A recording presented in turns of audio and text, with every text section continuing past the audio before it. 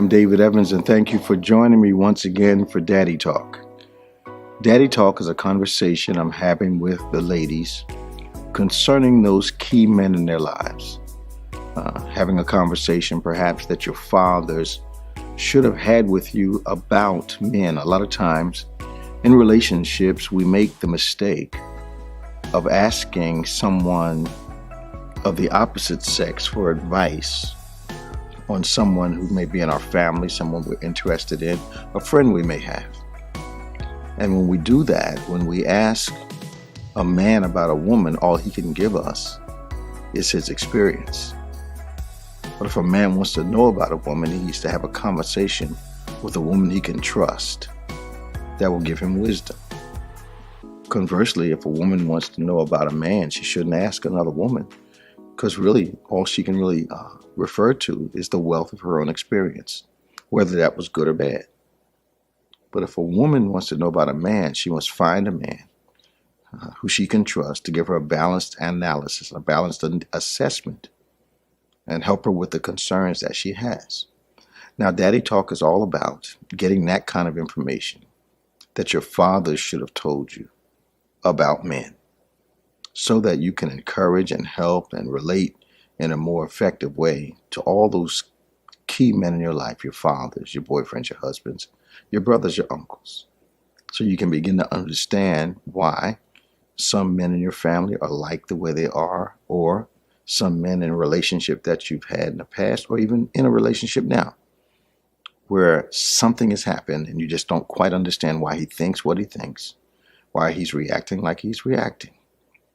So last time we were together, we were talking about a very, very intense subject, and that was, and this is part 2 of this particular segment of Daddy Talk, why did he stop talking to me?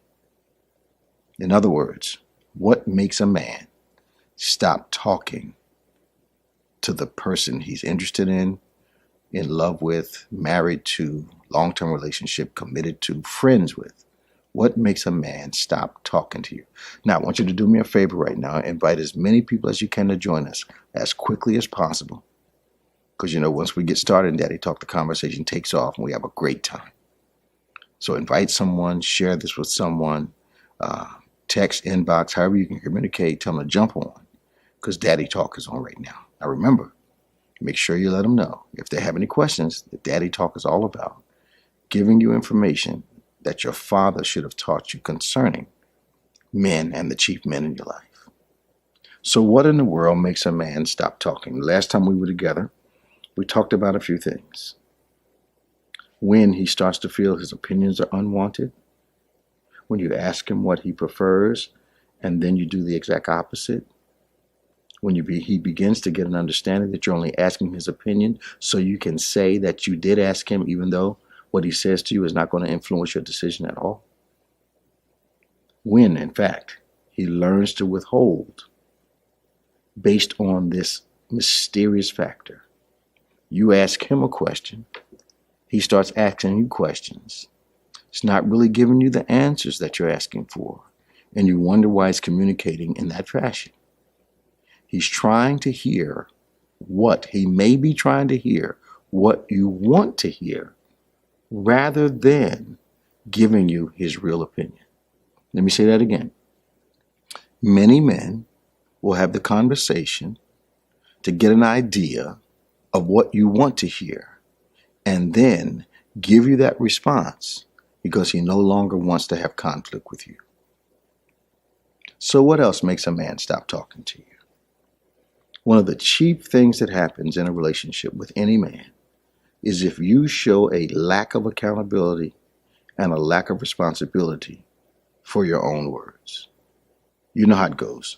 You say something on Monday, you have a conversation about it maybe Monday afternoon, and then Monday night the conversation ensues again, and you suddenly did not say anything that you said before, or he took it wrong, or he's always taken it somewhere. Here's the problem with that. The burden of communication is on the one who's talking. And you got to consider, if it constantly comes back with you saying you took it wrong, it may mean you are not articulating clearly, or he did get the exact meaning that you wanted him to have.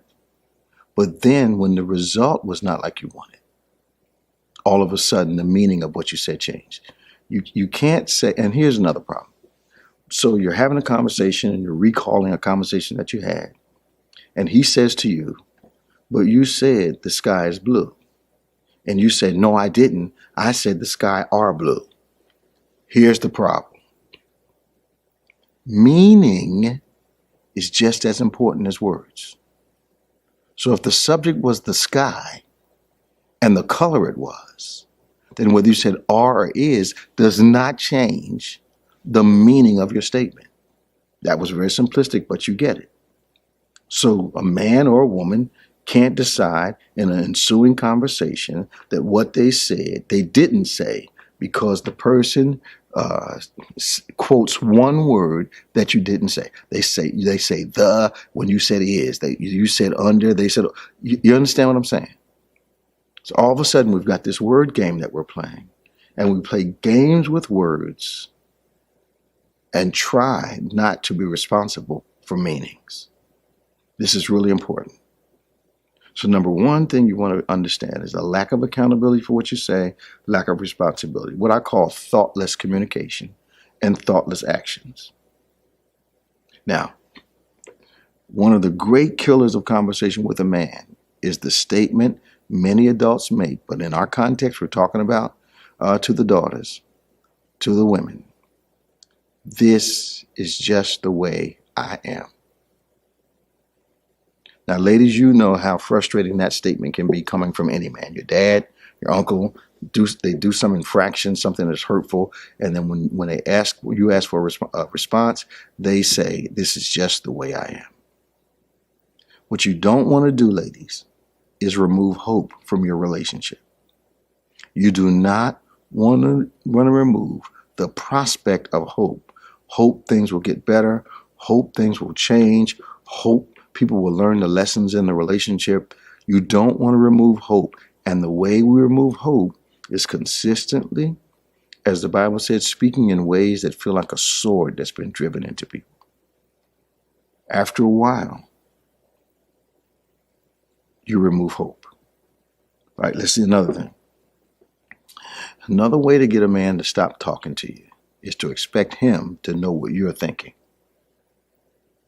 If you expect him to know what you're thinking, you are gearing yourself for the man to become less communicative every single week of your life. There's no way he can know what you're thinking. And when you set up that dynamic, you are setting up an atmosphere that can only be argumentative. Because if you're changing what you're thinking from 1 minute to the next, how in the world is someone that's outside your head supposed to keep up with that? This is extremely important. So if you're expecting him to know what you're thinking, it is absolutely wrong, and he will stop talking so he won't fall into the trap where he will always be wrong.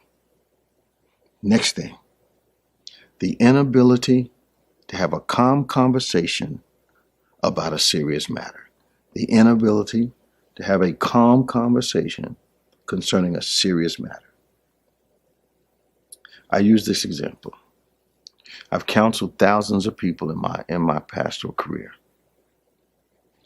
And I always want people to believe and feel as though that no matter what the subject title, no matter how strange, no matter how supernatural, no matter how bizarre, all of my counselees leave me thinking they can always come talk to me. Now, how does that atmosphere set? Because when you hear something that's disturbing, you need to be listening to learn and not to respond. Staying in the moment, attentive, because no one likes talking to someone that looks like they're not paying attention. Having more than grunts and expressions for your answers. Got to stay in the moment. Now, when this happens, and you're able to have a calm conversation regarding a difficult subject that encourages that man that you are somebody he can talk to. Now, I've reminded you before, most adults want a conversational atmosphere they have not created. So I'm counseling people all these years.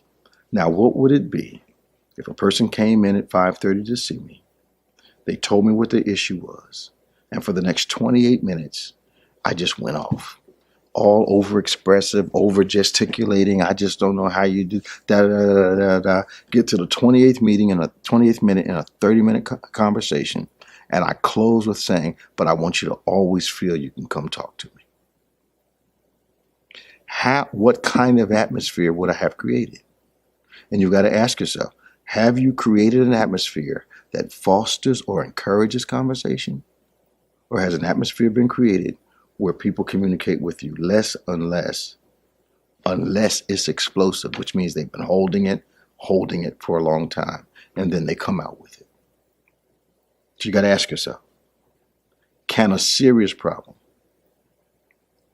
talked about with you without emotions going all over the place? Next thing that what might hinder your conversation with him is that he feels the only serious problem are the ones that are important to you. If he feels the only serious problems are the ones that are important to you, and his things are trivial, you got to get over that, oh, that's not a big deal, those are your responses, he will slowly but surely communicate less of his heart to you. Now, Pastor, how can I tell that he stopped speaking his heart? When he tries to engage in conversation with you and always tries to get you to talk about what's going on in your life, what happened in your day, where he's no longer telling you what's going on with him because he realizes by something you've said in the past, something that you may have discounted when you said it, even though he may have complained about what you said and about your attitude and actions. You discount it so you think it's unimportant and don't realize it was the doorway to him communicating with you less and less. He actually will begin to resent the person that he loves. All right, let's go over it again now. So, one of the big killers of communication is a lack of responsibility, lack of accountability for the words and the things that you do. We're calling that thoughtless communication. Say whatever comes to your mind, but expect people to see you thus in a very legitimately positive way when you're presenting yourself in a very legitimately negative way. Excuse is, this is just the way I am. In other words, you're going to have to accept this thing that hurts you about me for the rest of your life, for the rest of this relationship. And what you've done then is start to remove hope from the relationship. And when you remove hope, people start communicating with you less. You find them with less real conversation. But at the same time, in order to communicate less, the man has to withdraw himself to a place where he thinks he is protected and no longer vulnerable to your words, your decisions, or your emotions. Expecting him to know what you're thinking makes you sound juvenile, infantile, and some men think not altogether in your head. There's no way. Look, I'm a moody person. And the reason I've tried to master communicating clearly is because if my mind is moving at 1,000 light years a minute, if it's going at 100 miles per hour a day or an hour or a minute or a second, how can I expect someone to know what I'm thinking unless I tell them? So that's totally naive and totally immature. Only children think that. Your inability to have a calm conversation about a serious matter will discourage serious conversations. He feels as though the only problem that has relevance is yours and never his. Yours are monumental, his are minimal. He will stop communicating. And one of the reasons that he stops communicating is because anger and disappointment has turned into resentment. And the first sign is he communicates less with you about his heart and more with you about the superficial business things in a relationship and what you're doing all day, not what he's doing. All right, I hope I've helped you once again. This is Daddy Talk. I'm David Evans. Won't you write me? Comment when you see this video. Let me know what you think. Please invite someone to join our conversation. This thing is growing on a national basis, and I want you to be a part of it. We've got some great things coming up. We're thinking of actually kind of a Daddy Talk kind of seminar, meeting kind of thing. Might grow into something else. We don't know. But I want you to make sure you share with your sisters and some of the men in your life the Daddy Talk series. Okay, now stay strong, and I'll see you next time.